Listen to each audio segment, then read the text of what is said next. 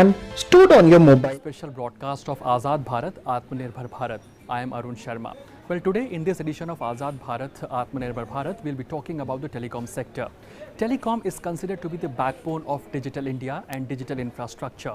On one side, digital India has played an important role as far as financial inclusion is concerned. So on the other side, digital India has empowered the citizen of our country. How has digital India changed India as a country? Let's take a look at this report. India's digital journey has focused on empowerment, inclusion and digital transformation, and its positive impact is being felt in all aspects of lives of Indian citizens.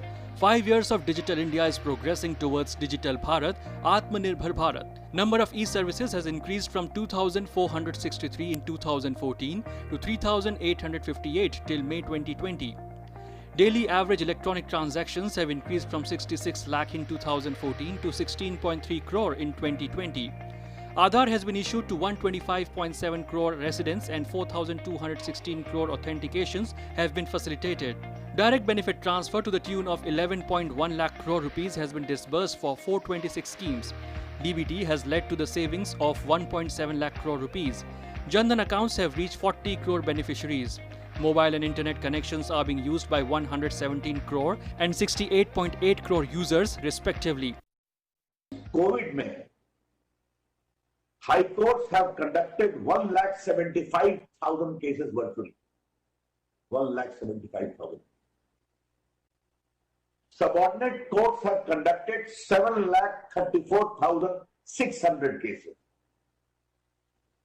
And Supreme Court has done 7,800 cases. तो अगर district court भी 7,34,600 cases virtual किए तो बड़ी बात है. The digital power, the virtual power we are having. DigiLocker, launched on 1st July 2015, has 378 crore issued documents. Umang has 860 plus services operational and more than 3 crore downloads have taken place. जो हमारे सीमावर्ती गांव हैं उसके लिए digital connectivity अच्छी हो, इसके लिए पूरी कोशिश कर रहा है. तो 354 अनकवर्ड विलेजेस हैं जम्मू कश्मीर में, लद्दाख में, हिमाचल प्रदेश में, राजस्थान में बाड़मेर, जैसलमेर, बिहार में पूर्वी चंपारण नेपाल के नज़दीक है, उत्तराखंड में चमोली, चंपावत, पिथौरागढ़. तो जो सामरिक महत्व के गांव हैं यहाँ पर मोबाइल कनेक्टिविटी को और मजबूत किया जाए अनकवर्ड विलेजेस में, ये हमारी एक बहुत ही प्राथमिकता की योजना चल रही है. The building of Atmanirbhar digital systems also deliberated extensively. Atmanirbharta or self-reliance implies development of in-house capacity and capability to drive economic and social development of the country. Globally, various countries have come forward and they are banning the use of 5G technologies and 5G solutions from Chinese companies like Huawei and ZTE. Now, on the other side, India has emerged as a favorite destination as far as 5G solutions are concerned. As India is moving ahead to launch 5G services, the government has ensured that ahead of the rollout, a robust digital infrastructure is in place. Various global companies are investing in the lucrative IT market of India. With an Indian telecom player's announcement that it's all set to roll out the first Atmanirbhar, a completely indigenous 5G network, the nation moves another step closer to realizing Prime Minister Narendra Modi's call for a self-reliant, self-sustaining digital India. Speaking at the Google India event that saw an investment of $10 billion being promised to India by the tech giant, IT Minister Ravi Shankar Prasad reiterated India's commitment to bridging the digital divide and creating a truly inclusive society. Why India is important in the present world? A stable democracy, an open society, and seeking to transform the life of ordinary Indians to the power of technology. That is what Digital India is about. And therefore, this digital transformation, emphasizing upon digital inclusion, bridging the digital divide, and allowing more and more innovation, is a part of that process. The development comes as Huawei and ZTE are under the scanner in many countries, including India, for potential data privacy and security issues in their 5G equipment for mobile networks. US Secretary of State Mike Pompeo has said that the United States would impose visa restrictions on Chinese companies like Huawei Technologies, which he accused of facilitating human rights violations. State Department will impose visa restrictions on certain employees of Chinese technology companies like Huawei that provide material support to regimes engaging in human rights violations and abuses globally. The U.S. Federal Communication Commission has declared Chinese telecom giants Huawei and ZTE as national security threats. The move will ban U.S. telecom companies from using federal funds to buy and install Huawei and ZTE equipment. Meanwhile, the United Kingdom has banned Huawei from its 5G telecom network.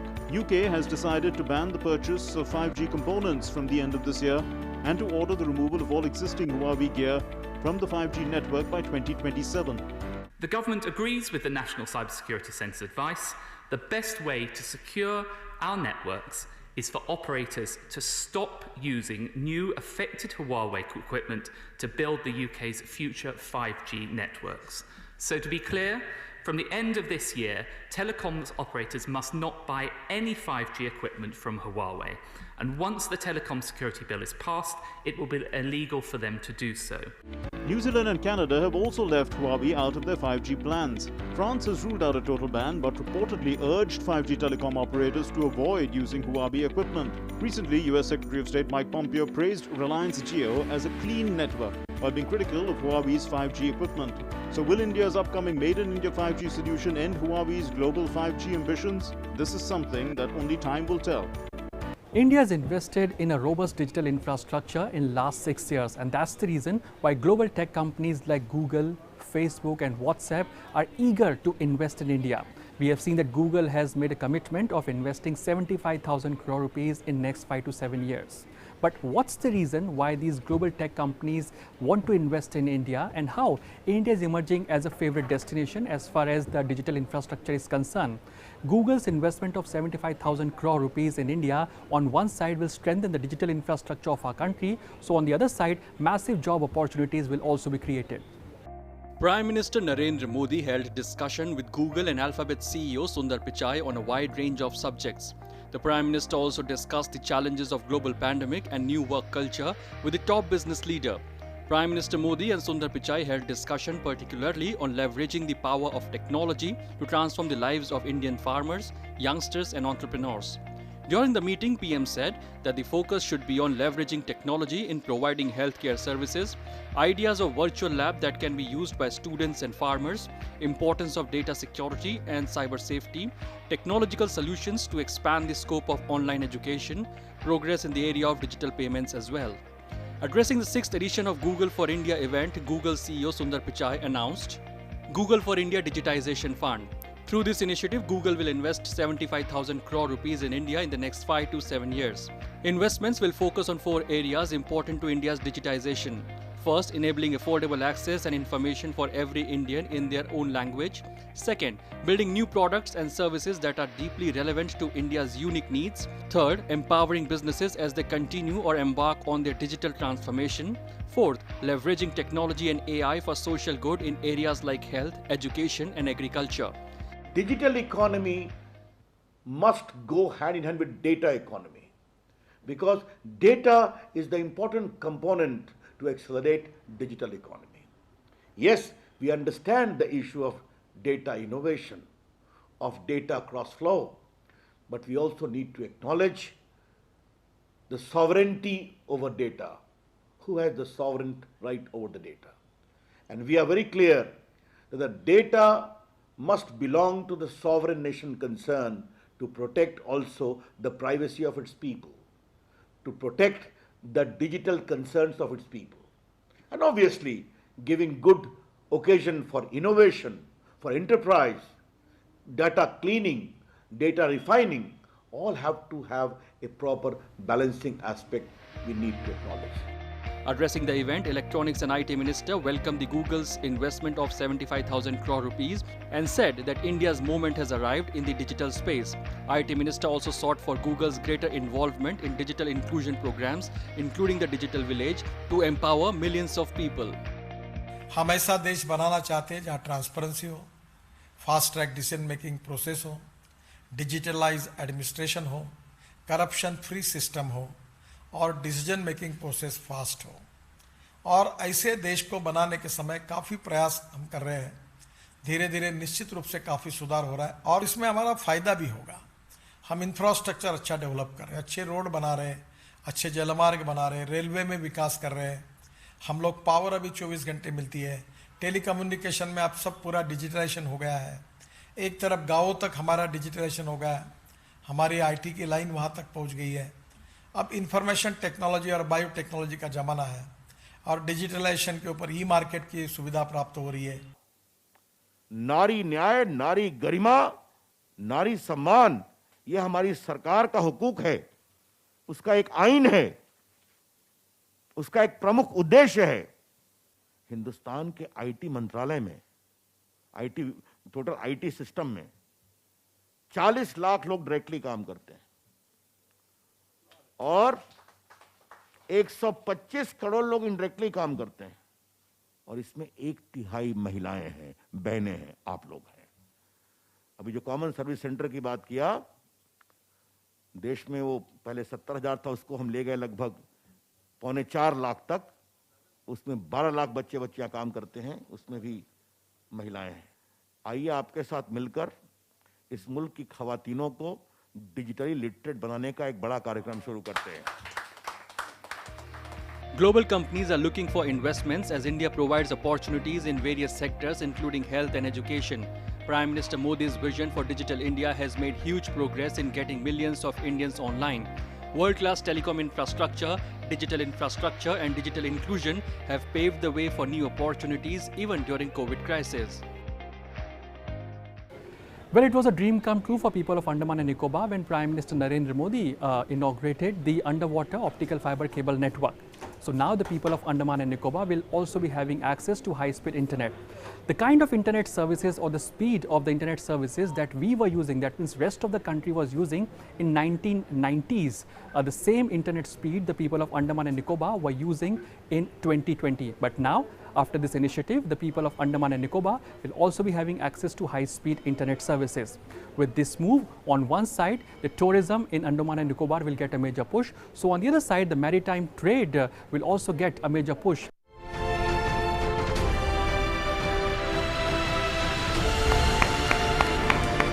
एक बेहद समर्पित team के द्वारा, team भावना से आज एक पुराना और महत्वपूर्ण सपना साकार हुआ है।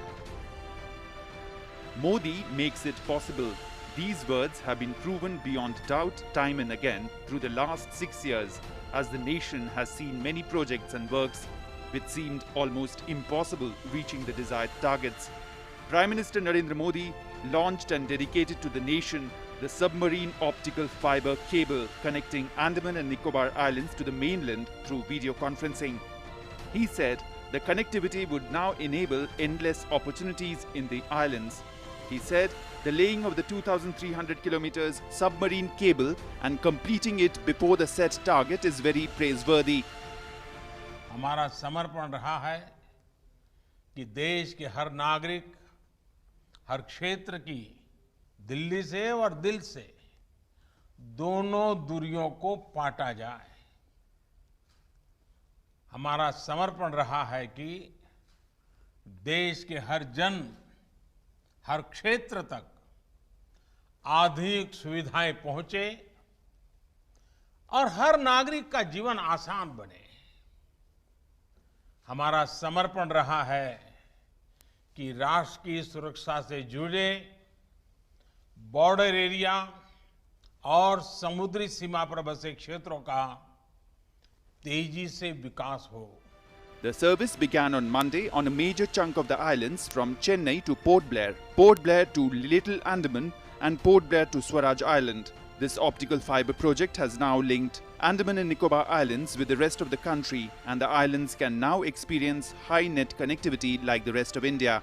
This will help increase employment opportunities in the region and will enhance ease of living and facilitate new business avenues. This will also have a huge positive impact on the tourism sector in the region. अब internet अच्छा मिलेगा तो मुझे पूरा विश्वास है कि लोग जो टूरिस्ट के नीचे वहां आते हैं वो वापस जाने की जल्दी नहीं करेंगे। वो लंबे समय के लिए वहां रुकना पसंद करेंगे और जब लोग ज्यादा रुकेंगे अंडमान निकोबार के समंदर का, वहाँ के खान पान का आनंद लेंगे तो इसका बहुत बड़ा प्रभाव रोजगार भी पड़ेगा और रोजगार के भी नए अवसर बनेंगे। PM also listed the various developmental projects being executed in the Andaman and Nicobar Islands. He said that the Andaman and Nicobar will be developed as a hub of port-led development, as it is at a competitive distance from many ports of the world. Prime Minister said a country which has better network of ports and their connectivity will be able to provide a boost to trade in the 21st century.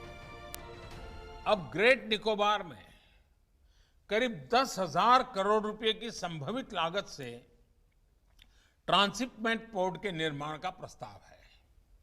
कोशिश ये है कि आने वाले 4-5 साल में इसके पहले फेज को पूरा कर लिया जाए। एक बार जब ये पोर्ट बनकर तैयार हो जाएगा तो यहाँ बड़े बड़े जहाज भी रुक पाएंगे। इससे समुद्री व्यापार में भारत की हिस्सेदारी बढ़ेगी, हमारे युवाओं को नए मौके मिलेंगे। PM said that the Indian Ocean has been the center of India's trade and strategic prowess for thousands of years. In this context, he said that Andaman and Nicobar is an important center for India's economic strategic cooperation. He said all the islands of India would be playing an important role under India's new trade strategy for Indo-Pacific region. अब जब Bharat Indo Pacific में व्यापार, कारोबार और सहयोग की नई नीति और रीति पर चल रहा है, तब अंडमान निकोबार सहित हमारे तमाम द्वीपों का महत्व और अधिक बढ़ गया है। एक्ट ईस्ट पॉलिसी के तहत पूर्वी एशियाई देशों और समंदर से जुड़े दूसरे देशों के साथ भारत के मजबूत होते रिश्तों में अंडमान निकोबार की भूमिका बहुत अधिक है और ये निरंतर बढ़ने वाली है। The submarine OFC cable will provide 400 Gbps connectivity between Chennai and Port Blair and 200 Gbps bandwidth between Port Blair and rest of the islands. The Prime Minister said providing better and cheap connectivity to the people of Andaman and Nicobar Islands is the responsibility of the country, and the submarine cable is one such effort to prove that Andaman and Nicobar Islands are not far away from Delhi and from the heart of the mainland. Well, let's now shift our focus to electric vehicle segment. Well, government is making an ecosystem so that demand for electric vehicle sales can be increased. On one side, we have seen that initiative like FAME2 is playing an important role as far as incentivizing the manufacturers and the consumers as far as electric vehicles are concerned. So on the other side, the GST Council has slashed the GST on electric vehicles. Now, these initiatives primarily boost the demand as far as electric vehicle segment is concerned. Let's take a look at this report. The government is aiming to become Atmanirbhar in electric vehicle market. Resonating Prime Minister Narendra Modi's vision for Atmanirbhar Bharat Abhiyan, Union Minister for Road Transport and Highways and MSMEs Nitin Gadkari has expressed confidence that India will emerge as a manufacturing hub for electric vehicles in the next 5 years. In a landmark move by the government, the GST Council has brought down the GST rate on electric vehicles. The GST Council slashed the tax on EVs to 5% from 12%. The Council also slashed the GST on electrical vehicle chargers from 18% to 5%. The Council also slashed the GST on EV chargers from 18% to 5%. The government think tank Niti Aayog has planned transition to e-mobility for two-wheelers less than 150cc by 2025 and three-wheelers by 2023.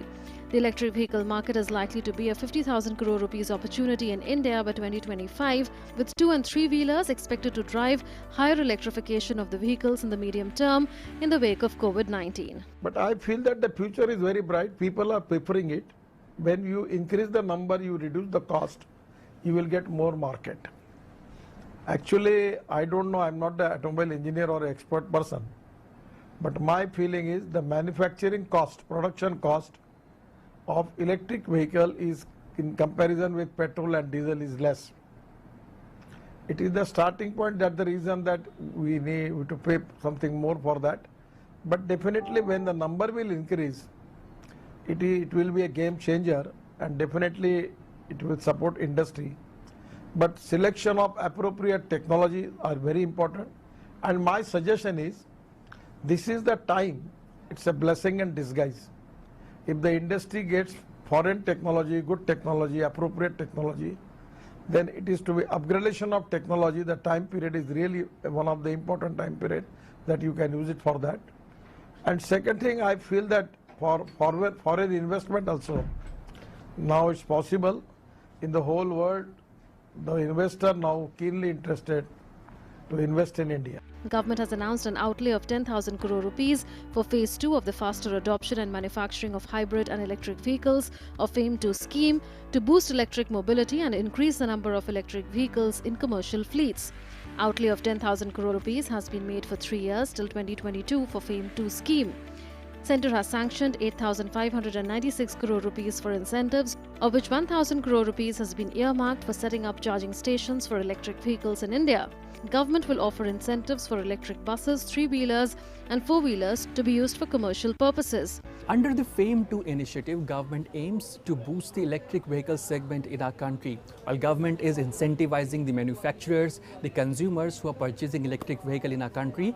So on the other side, we have also seen that GST Council has slashed the GST on the electric vehicles or electric vehicle chargers as well. So now let's try to understand that how is the demand picking up as far as the electric vehicle segment is concerned. Well, so this is the pan-India map or primarily pan-India presence of the electric vehicle segment in our country.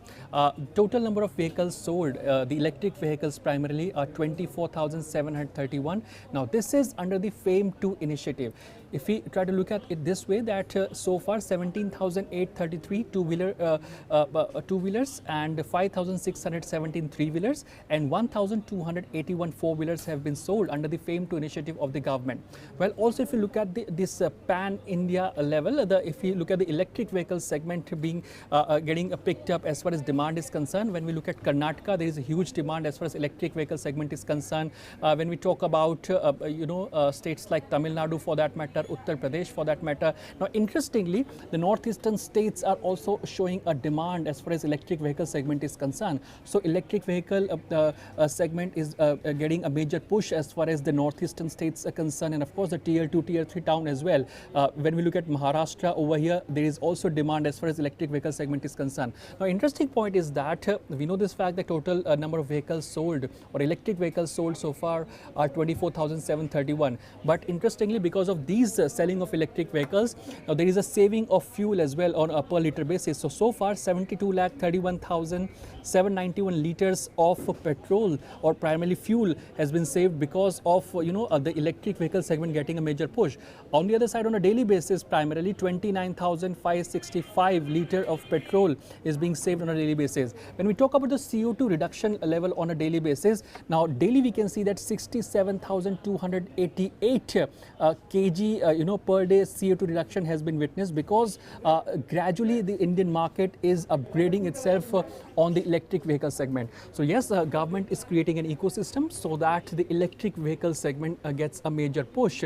We have seen GST Council slashing the GST as far as electric vehicle segment is concerned. So on the other side, initiative like FAME 2 is giving incentives to the manufacturers and of course the consumers. So center and states, they both are coming together so that incentives can be given to the consumers, to the manufacturers, so that demand can be created as far as electric vehicle segment is concerned.